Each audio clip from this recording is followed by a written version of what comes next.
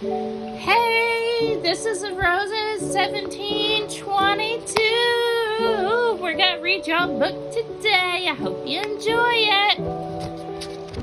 We might read a couple today, but right now at least one. We hope you're having a wonderful day. And if you're not, we hope that we make your day by hearing us and learning from us something. Alrighty, here we go. Excuse me. The Lion King. A day without Pumbaa. Said Timon, the meerkat. Breakfast time. Come to Daddy. You taste like critters. Timon was showing Simba, the lion cub, how to catch some very sneaky bugs in the jungle. Too bad Pumbaa has to miss out on this feast, Simba said, as he pounced on a juicy beetle. I haven't seen him since sunup, Timon replied. Oh, there's a good one. Watch me, Simba, and learn. Timon crouched behind a rotten log crawling with beetles. He was about to pounce when, Pumbaa swooped out of a tree, swinging wildly on a vine. He plowed into Timon, flattened the meerkat like a pancake. Splat! No, I'm just kidding. Well, splat! I'm not kidding. Oops. Sorry, Timon, Pumbaa said, picking himself up. Sorry, shouted Timon. Sorry, you say. That's the 19th. No, the 20th time you've crashed into me this week. But it wasn't on purpose, Pumbaa told him. You never do anything on purpose, Timon replied. You're a natural disaster. Why? You couldn't catch a bug if it flew into your mouth. That's not true, Pumbaa protested, tears welling up in his eyes. Look, I'll prove it. I'll prove it to you, I tell you. The clumsy warthog lunged for a juicy grub, only to fall headfirst into a puddle. Splat! Into a mud puddle. Mud splattered on Simba and Timon. That's it, cried Timon. I've had it. No more disasters. Pumbaa looked heartbroken. Do you think I'm a disaster too? He asked Pumbaa. Well, Pumbaa replied, you have to admit, sometimes you do things that are pretty disastrous. Pumbaa hung his head. You're right, he said. Nobody wants me around. It would be better for everyone if I left.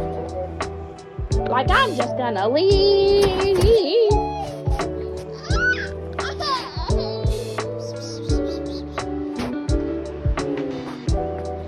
With that, Pumbaa slowly plodded onto the jungle. Just then, the clouds thickened in a bolt of lightning. Kapow! Kapow! Kapow! Shot through the sky. Wait a second, said Pumbaa. Timon, we can't let him go. If that's Warhog's thing, I'm going to beg him to stay. He's gonna be like,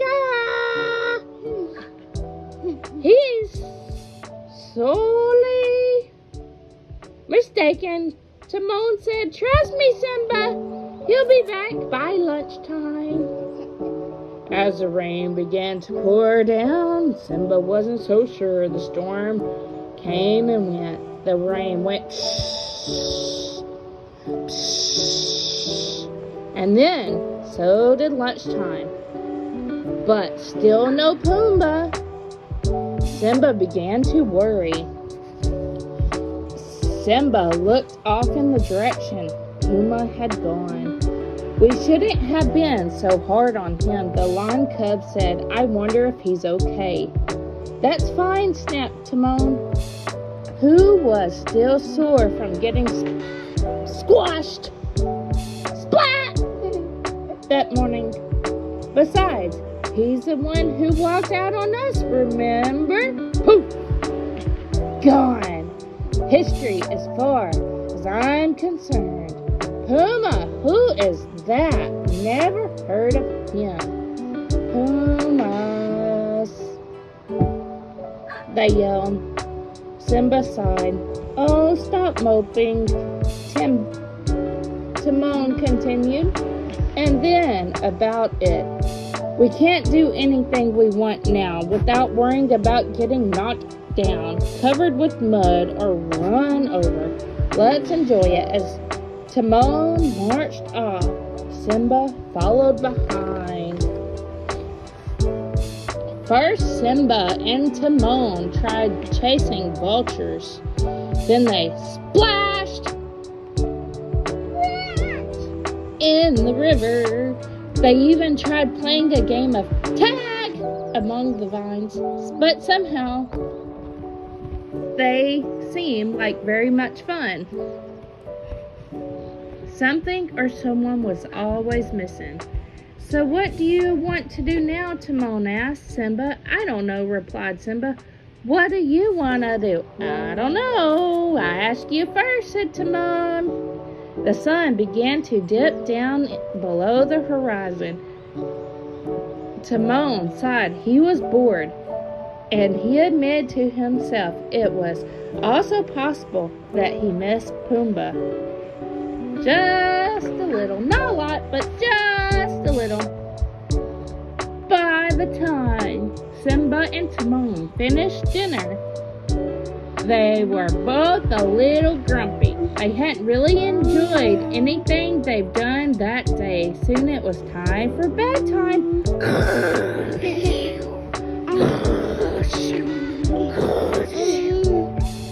And their friends still hadn't returned. There's got to be something fun to do, said Simba. Well, Timon said gloomily.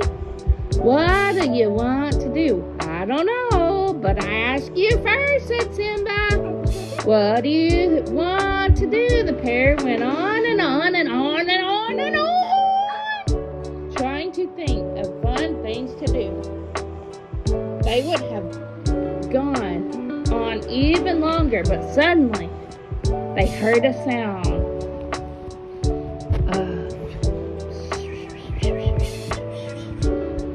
Heard a rustling sound coming from along the riverbank. It sounded like leaves going crunch, crunch, crunch. Timon symbol. Look what I found. Whop! Pumbaa tumbled out of the jungle, knocking into Timon and Pumbaa. Timon and Simba. Pumbaa had brought bugs for his friends, but the critters went flying into the air. Fly, fly, fly, twiddle, twiddle, twiddle. I'm back, Pumbaa said with a groan.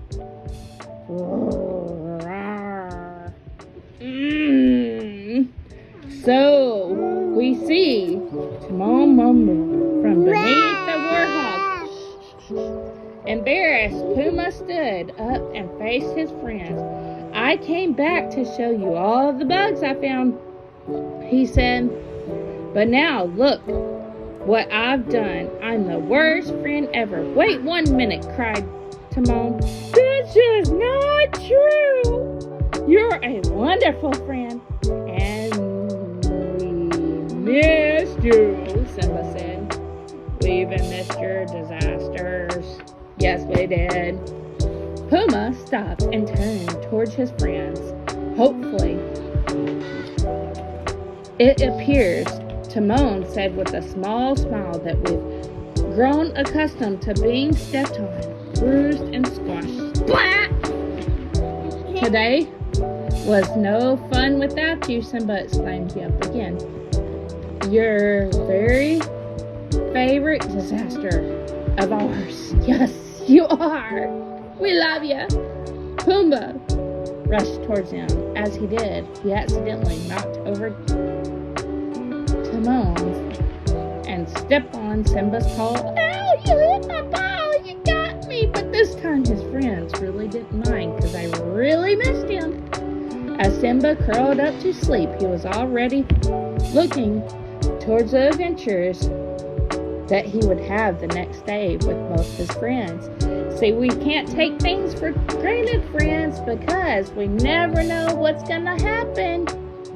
So, we love you. This is the Roses, 1722. Hope you have a wonderful one. Hope you enjoyed our story. Mwah!